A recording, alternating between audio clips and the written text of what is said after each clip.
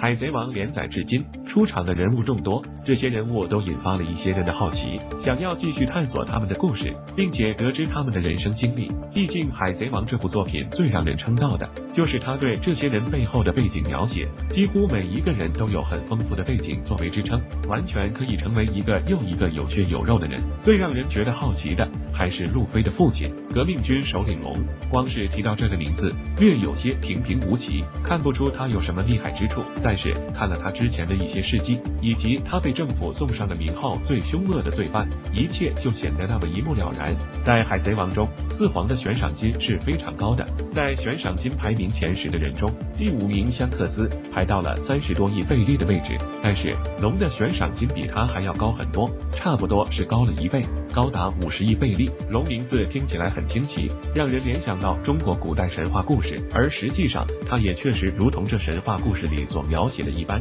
他每次出场时都会伴随飓风和骤雨，这个能力看起来是超级拉风了，也让人觉得尾田是不是借鉴了中国关于真龙的描写呢？其实龙是一个很厉害的人，体现在诸多方面，除了出场时的拉风设定之外，他还掌握了恶魔果实中的风果实，拥有了呼风唤雨的力量。龙的父亲那么强悍，所谓五父无犬子，猛将旗下无弱兵，他自己肯定也是非常厉害的了。所以综合2方面的实力来看，龙的实力高于赤犬，赤犬已经很厉害了，如果他能够比赤犬还强，不知道能力境界能高到什么地步，应该是能够翻江倒海，掀起世界震动吧。为了能够凸显龙的这种能力，尾田不惜把很多角色都拿来给他做陪衬，还让他变成世界上悬赏金最高的男人，难怪龙会有路飞那样厉害的儿子，这其中的基因遗传关系已经很明显了。